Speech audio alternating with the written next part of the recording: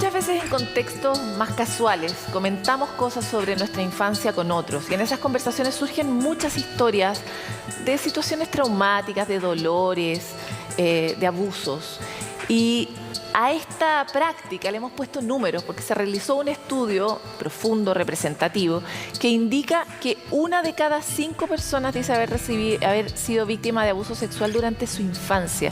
Y esta cifra, por supuesto, aumenta mucho cuando se habla específicamente con la población de mujeres. Estos datos pertenecen a la primera encuesta nacional de abuso sexual y adversidades de la niñez, que fue realizada en conjunto por la Fundación para la Confianza y el Centro de Investigación del Abuso y la Adversidad Temprana de la Universidad Católica. Muy importante hacer este mapa, porque ¿cuál es el impacto que tiene en nuestra infancia, la experiencia de nuestra infancia en el desarrollo de una adultez sana? Para conocer más sobre este estudio, en una primera pasada, le dijimos que vamos a tener varias. Estamos con Pía Santelices, académica de la Universidad Católica y directora del Centro Cuida UC, también una de las autoras del estudio. Muchas gracias por estar aquí, Pía. No, encantada. Gracias a ti, Paloma.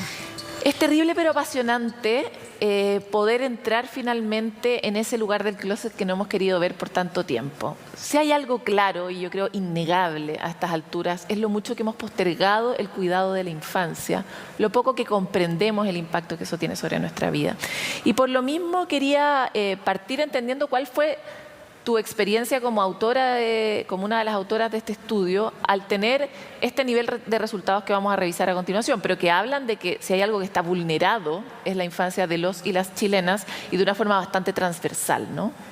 Exactamente. Primero hay que decir que esta línea de investigación es muy robusta en Estados Unidos, en Europa, y que en América Latina es bastante inédita. Entonces, por primera vez que tenemos datos representativos de la población chilena y que nos muestra una realidad que ya veníamos intuyendo por los estudios previos, lógicamente, que somos una población que ha sufrido mucho trauma.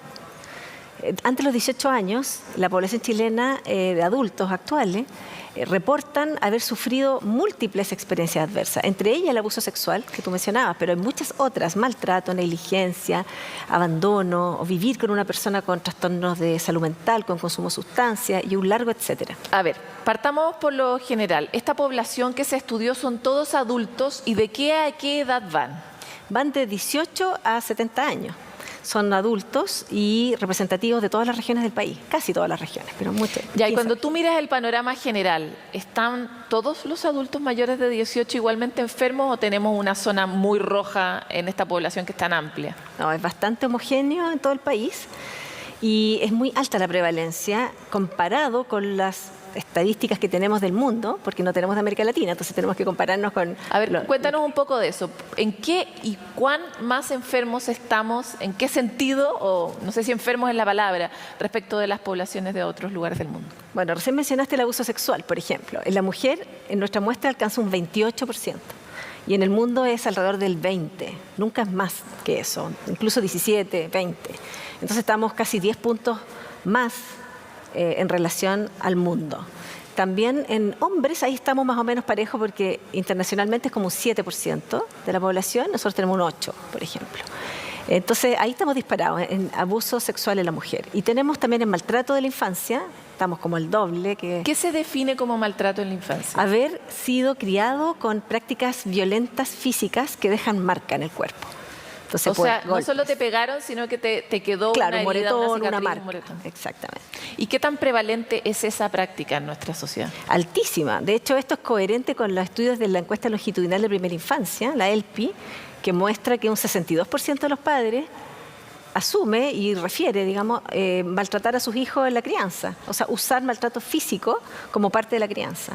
Entonces, es coherente los datos que hay de UNICEF, de estudios previos de maltrato, mostrando que más de la mitad de los niños y niñas son maltratados en nuestro país en la infancia. Qué angustia hablar de esto. Yo misma la siento en este momento, pero ¿qué impacto tiene ser criado en un contexto de maltrato? ¿Qué le pasa a un adulto que nace con ese nivel de prevalencia, normalizando el hecho de que así se cría, ¿no? Mira, antes se pensaba que esto impactaba la salud mental de las personas solamente, pero ahora sabemos que es aún peor, porque afecta a toda la salud, al bienestar integral de la persona. Entonces también las adversidades tempranas se relacionan con todas las variables biológicas de sistema inmunológico, ¿cierto? De enfermedades, de esperanza de vida, de calidad enfermedades de vida. degenerativas, leía el otro día, que tiene un impacto crónicas, también en enfermedades degenerativas. Exactamente. Entonces, es mucho más amplio de lo que se pensaba antes, que es más lógico pensar que tiene un impacto en la salud mental. Eso es bastante evidente. Pero además tiene un impacto en la salud integral, física también, enfermedades. Avancemos un poco sobre estas líneas. ¿Podemos abrir un poco lo que llamamos falta de cuidado en la infancia? Ya hablamos un poquito de abuso sexual, hablamos un poco de violencia dentro de las casas, o una violencia muy común, ¿no? No es como una violencia muy exagerada, es común, pero que deja marca, digamos. ¿Qué otras formas de maltrato, de descuido hay en la infancia? Hay muchas más. Vivir en un entorno estresante, por ejemplo, cuando hay alguien en la casa que tiene un diagnóstico psiquiátrico de salud mental, eso es altamente estresante para un niño o niña.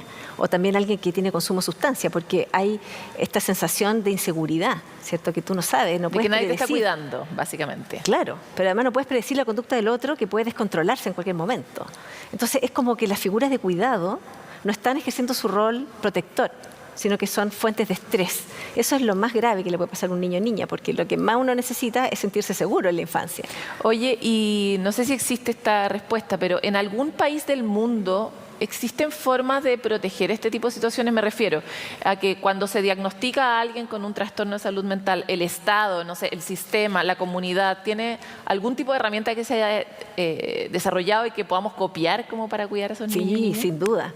Los países que cuidan su infancia, de hecho hay toda una métrica al respecto. ¿Quiénes son los países que cuidan su infancia? Los países nórdicos en primer lugar.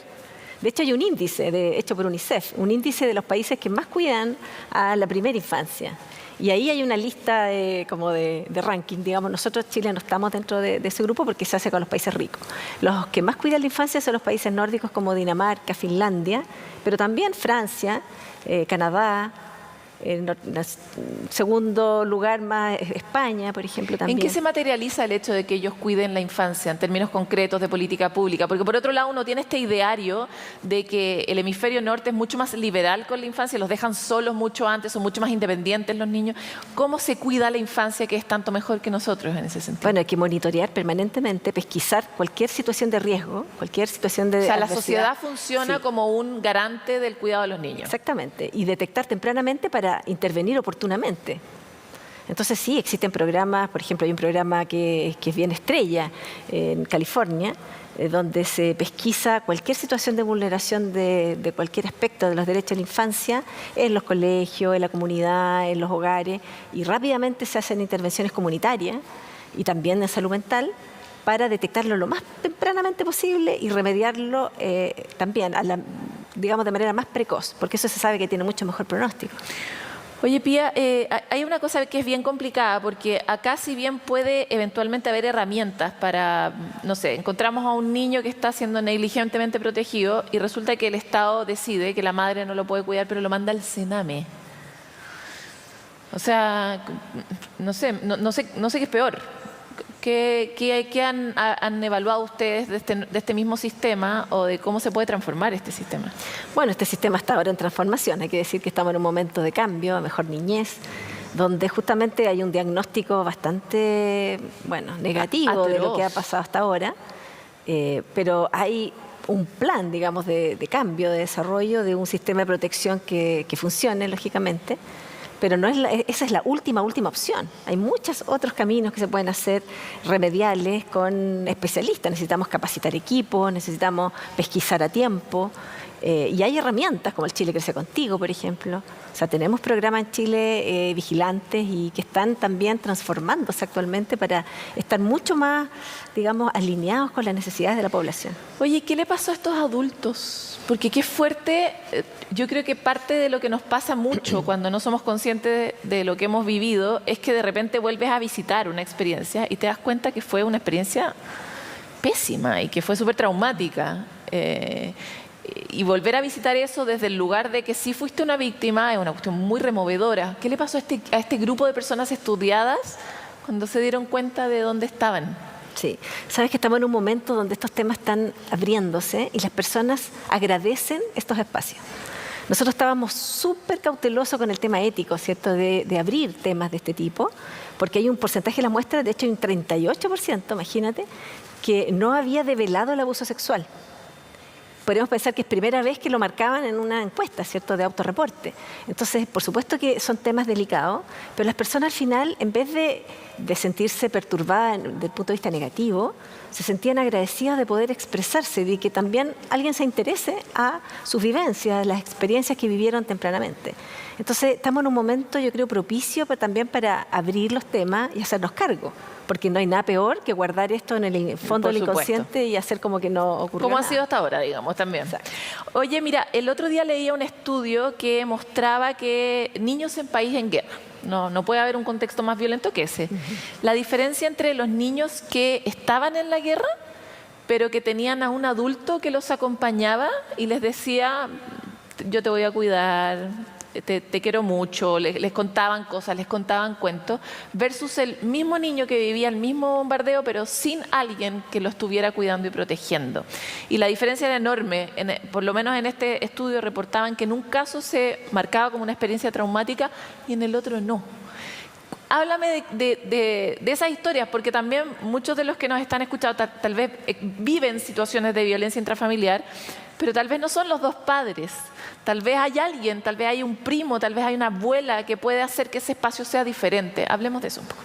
Sí, justamente nosotros en la encuesta, además de preguntar las experiencias adversas, también hicimos todo un cuestionario de experiencias positivas de la infancia, que se refieren a tener una persona con quien contar en caso de necesidad, tanto intrafamiliar como también en el entorno cercano, como en el colegio, por ejemplo, un profesor, profesora que puede ejercer ese rol protector. Y nos dimos cuenta que marca una gran diferencia el hecho de haber vivido estas experiencias protectoras en la infancia. De hecho, se asocian con menores problemas de salud mental en el futuro. Y también hicimos algunos análisis, por ejemplo, que las personas que vivieron experiencias negativas, pero además positivas, eso amortigua el impacto negativo que tienen estas experiencias negativas en la salud mental y en el bienestar futuro. Entonces, claramente, volvemos como algo muy básico, que tiene que ver con los vínculos de apego, ¿cierto?, de cercanía afectiva del niño o niña con los adultos que lo cuidan. Y mientras más confianza, mientras más protegido se siente el niño, va a tener mucho más recursos, más resiliencia, se podría decir, frente a la adversidad. Pero acá también nos devuelve un poco la tarea, quitársela al Estado y dársela a la comunidad en general, ¿no? O sea, hace la diferencia si yo me ocupo de alguien que está sufriendo solo por voluntad propia, en el fondo. Por supuesto, porque estas experiencias positivas no solamente son intrafamiliares, también incluyen sentir que yo puedo confiar en algún adulto, alguna persona que yo puedo recurrir. Entonces ahí también las instituciones tienen un rol fundamental. Súper interesante. Pía, se nos acabó el tiempo, pero queremos invitarte 72 veces más a hablar de las otras cosas que podemos aprender de la infancia, que puede haber algo más importante, ¿no? Sí, encantada, Paloma. Muchas gracias. Es bien fuerte hablar de estos temas, pero rayos que es importante, además, empezar a esparcir una sensación colectiva donde no todo está perdido y no todo depende de una gran política pública que no se ha hecho, sino que simplemente de ser un poquito empático o solidario, en este caso con niños y niñas que están siempre cerca de nosotros, ¿no?